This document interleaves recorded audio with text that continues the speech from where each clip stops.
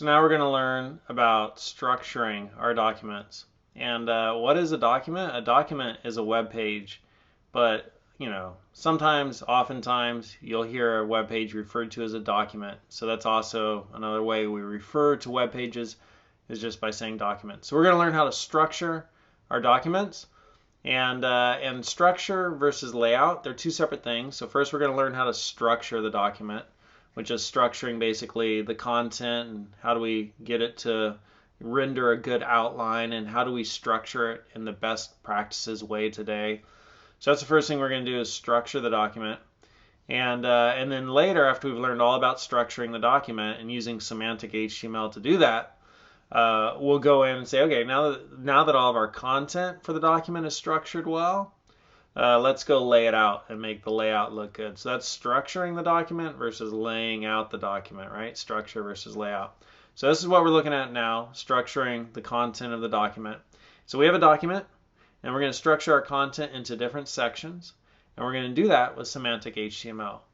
And that will create a good outline when we do that. So that's what we will learn. Put our document into sections using Semantic HTML, and that will create a good outline, right? So that's those are the steps for structuring our document. And you can see that right here. Here we have a document, and we've got some Semantic HTML. There's the header, right? Like that header element conveys some meaning. That's what semantic means, is like related to meaning. If you go and you Google it, semantic define, relating to meaning in language or logic, right? So here we have some Semantic HTML. Here we have some more Semantic HTML. And then when I preview this, excuse me, I get a nice outline. So that's great. We want to be able to produce outlines like that. And that's going to signal to search engines, this person who built this site knows what they're doing. They wrote it with quality code, today's modern current best practices. The code is quality, so by assumption, hopefully the rest of the site is quality.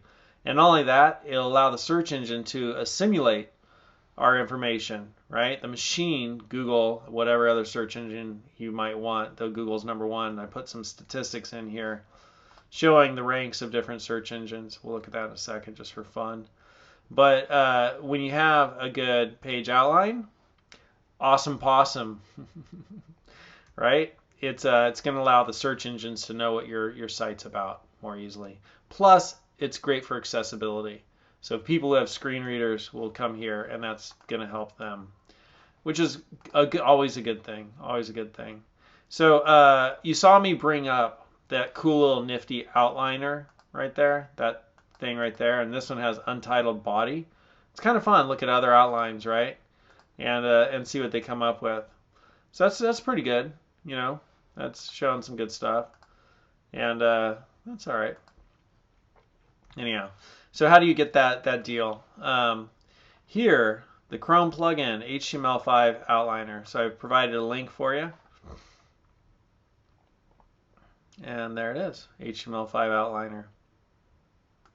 So you get that, and then it'll appear up here, and then just instantly you can sort of see how does this get outlined.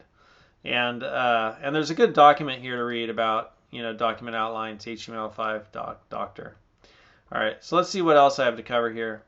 I guess one thing I want to say is just this stuff at the beginning, and you can pause the video and read it. But basically, what we're doing is we're dropping into some precision here. And in engineering, precision is important. That's the difference between a crappy product and a good product, having precision. And so what does that mean to have precision? Well, you're using the right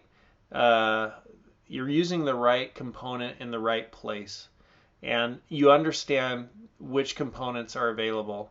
And I'm just generally saying components. So if we were building a car, it might be I'm using the correct bolt in the right place. We're building web pages, I'm using the correct tag, the correct element in the correct place.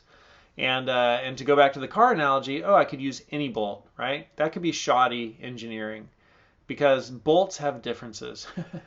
Different metals have differences. So if you're working for BMW, right, the ultimate driving machine, and you're an engineer, you will understand the nuances, the differences between all of different bolts that are out there and the different metals they could be made with. because you want a bolt of a certain performance capacity. And likewise, building web pages, we want to understand the nuances of all the different tags and elements that are out there so that we could use the right one in the right place the right way. And that's going to allow us to put together the ultimate web page. I don't know. All right. So, that's what it means to be a master. You got to know your tools. And the things you're going to learn here, you'll be able to answer these questions at the end of this, series of videos. In addition, those are great questions to ask somebody if you're ever hiring a web developer, right? To sort of, show me your precision. Do you know these nuances? So those are some good questions. So why do we want good document structure? Well, it's good for maintainability. So, it makes our code more readable. And that allows others who inherit our code to work with it more effectively, or if we ever go back and revisit our code, we understand it more easily.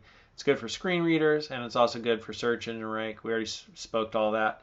Another thing which I'll point out is there's this Alexa website, which is cool. And this it's owned by Amazon, and it ranks all of the different web pages that are out there. And so this is Alexa, and I'm just looking for page rank. I'm not seeing it. I always get to it like this, Alexa web site. There we go.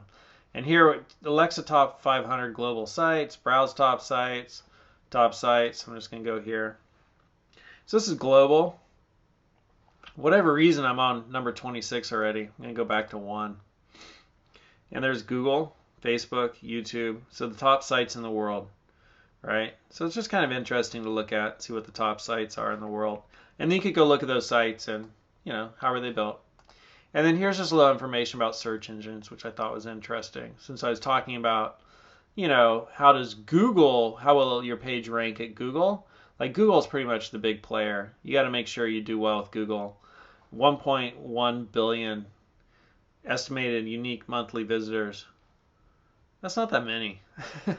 I guess it is a lot, but there's 7 billion people on the planet. So 1/7 of the planet's going to Google. Crazy. Their nearest competitor is Bing, and that's 350 million a month. So like a third to a fourth as much. About a third. Kind of nuts. Bing, interesting story, was stealing the way Bing, when Bing first started. The Bing was like was just indexing all of Google's results. So it ran like searches against Google, got the results, and then just played those back, reformatted them to other people. The Google engineers discovered it. Kind of funny. They didn't create their own search engine. They just copied the results from Google. For a big company to do that, that's kind of amazing. All right. So that's the beginning of document outlining and structuring our documents. And the most important thing you want to take away is this deal right here, what we will learn, right? So we have a document, which is a web page, and we're going to create different sections on the document, and we're going to do that with Semantic HTML. And then that's going to produce, when we do that correctly, a really nice outline. And that's going to result in more accessibility, so people of all different abilities will be able to access our web page more easily. And it's going to result in a higher page rank. So this is all good stuff.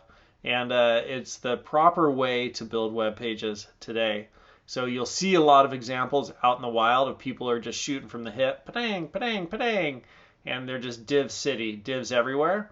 And you really want to try to avoid that. You want to take the extra time to figure out which bolt is the right bolt for this situation, right? Which tag, which element is the right tag or element for this one situation.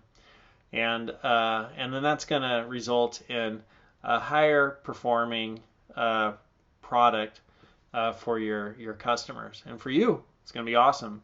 So that's what we're learning, structuring our documents.